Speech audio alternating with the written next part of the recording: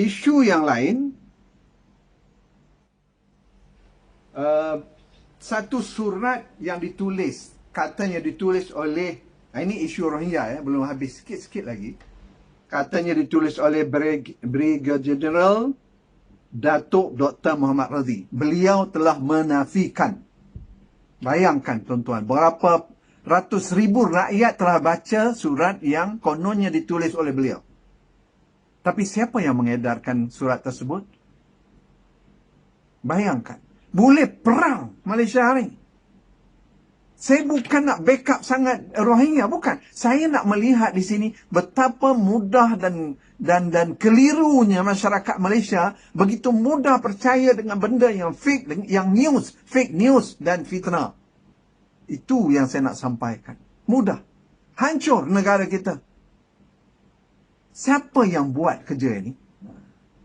Yang pergi ambil surat orang ni, tukarkan. Yang pergi ambil pula kata-kata daripada pemimpin Rohingya, kononnya ialah begitu gini, ditampilkan padahal fitnah. Siapa yang untung? Saya nak bagi gambaran kepada makcik, pakcik di kampung-kampung. Sebab pakcik-makcik mungkin risau. Saya nak cerita terus-terang. Tuan-tuan dan perempuan sekalian, rakyat Malaysia, pusatnya, ya, ini daripada tim kami buat kajian. Pusatnya edaran dadah. Pusatnya gangsterism. Pusatnya perdagangan manusia. Salah satunya adalah di Selayang, Pasar Borong Selayang. Sila cek. Sila buat siasatan. Pusat di situ.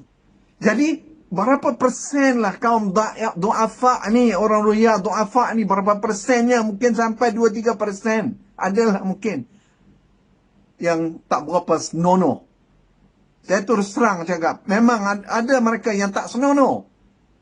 Tapi, lebih daripada itu siapa? Di sana ada gangster Myanmar. Ingat. Di sana ada bapa gangster Myanmar. Di sana ada bapa gangster Melayu. Di sana ada bapa gangster Cina dan India. Kenapa mereka boleh selamat selama hari ini? Siapa yang bagi makan? Oh, mereka bersih. Astaghfirullah. Mereka hilang sekarang ni, pendapatan tak ada bila di stop semua. Siapa yang bawa masuk kapal ini? Siapa yang bawa pengatur mereka, yang mengaturkan jaringan mereka? Siapa? Mereka adalah pedagang-pedagang manusia dan mereka adalah gangster-gangster yang membayar ini. Termasuk pihak-pihak beruniform. Tuan-tuan, negara kita, bila kita tengok macam ni baru kita. Saya bersetuju dan saya sokong. Kalau dapat bersihkan Pasar Borong ni, bukan saja Pasar Borong Selayang, kebanyakan Pasar Borong ini, bersihkan, cari orang yang pedagang-pedagang yang sebenarnya. Hentikan. Kalau perlu tentera jaga.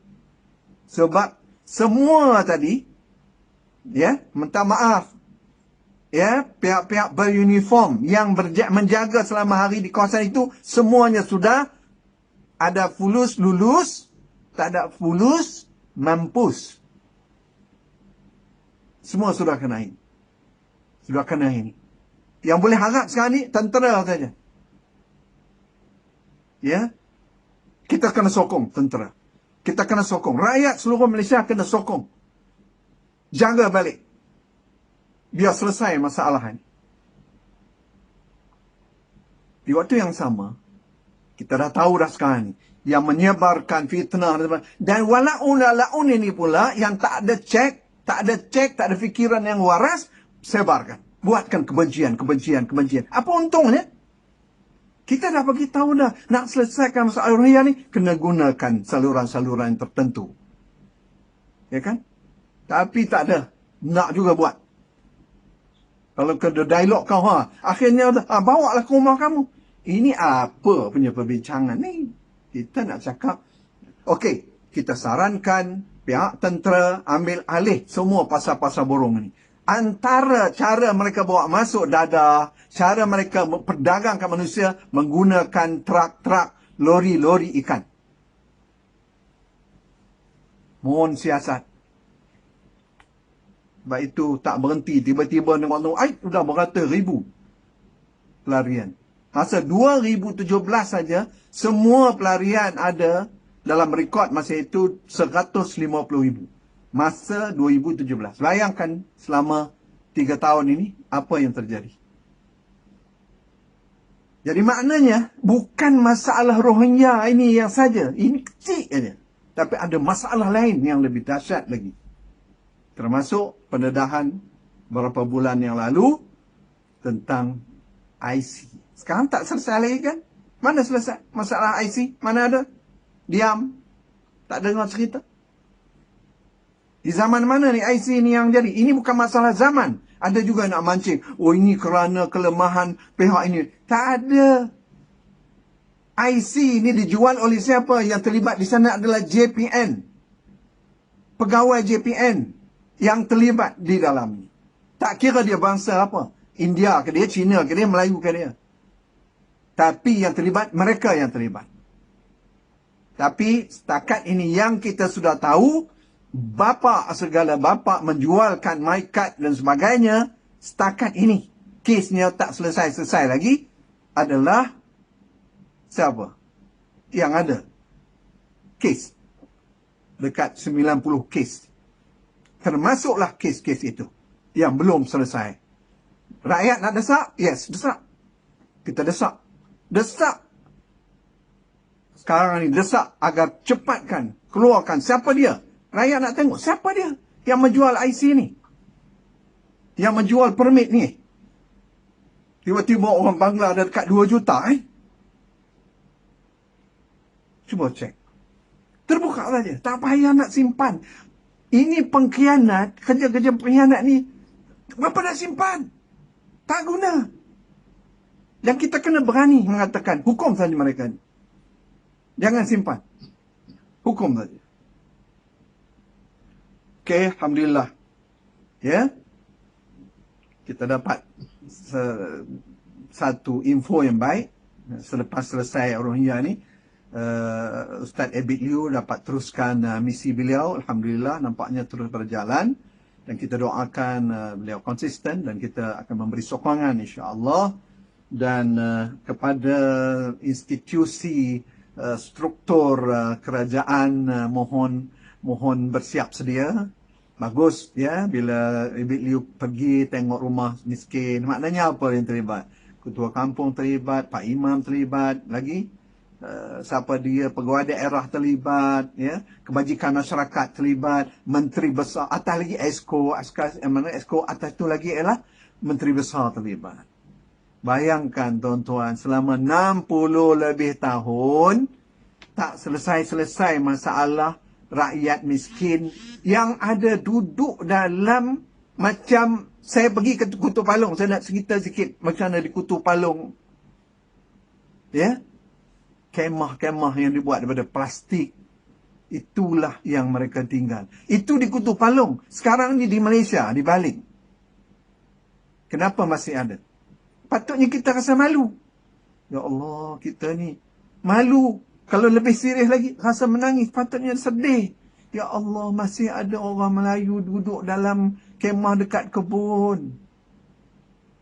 Kita punya rumah, Masya Allah.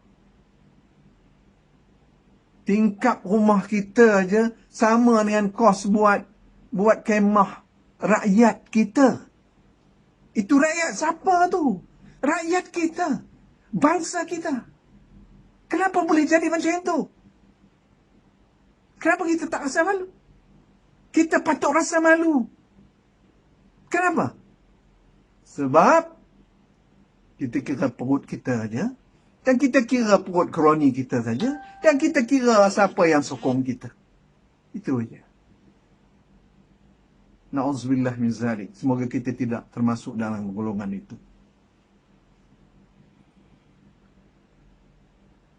Allah. Banyak nak cerita, syukurlah setakat ini. Semoga ada solusinya. Sebenarnya yang saya sebutkan tadi. Nak benteras lubang-lubang, markas-markas, semua gangster-gangster di Malaysia ni. Nak benteras mereka. Menggunakan tentera. Jangan guna yang lain. Menggunakan tentera.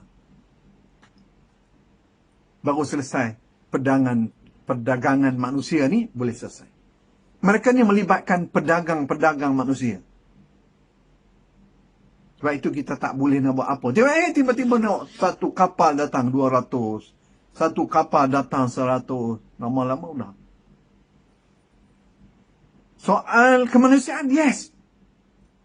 Tapi soal keselamatan, kita kena jaga. Dan mereka boleh masuk. Sama ada mereka masuk singgah di Thailand. Masuk di Thailand. Sebelum ni pun buat begitu. Lepas tu mereka masuk perlahan-perlahan dengan kereta ke, dengan apa ke, masuk perlahan. Dan bila masuk, melalui mana? Melalui border.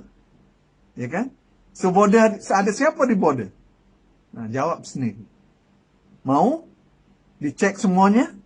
Inilah masanya. Jadi rakyat Malaysia mesti cerdas. Buka sampai clear. Biar kita tahu ni, apa, ya Allah, bahayanya kita. Tapi siapa yang lebih bahaya? Ini dia. Ni, orang yang kutip duit dari permit ini. Berapa banyak dia kutip? Dekat bilion-bilion dia kutip. Kenapa kita tak kacau dia? Tiba-tiba nak kacau orang Rohingya. Orang Rohingya ni makan pun tak ada. Dekat Pahang sebulan dah tak ada makanan.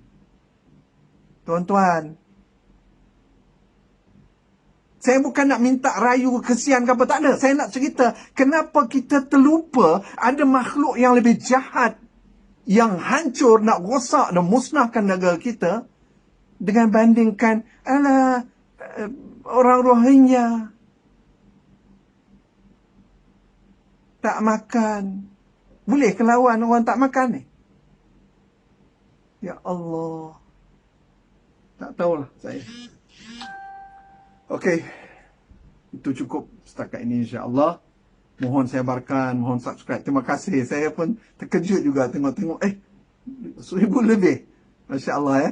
Tapi tolong tegur saya. Kalau katakan saya melalut ke, ataupun tak ada fakta, tolong tegur ya.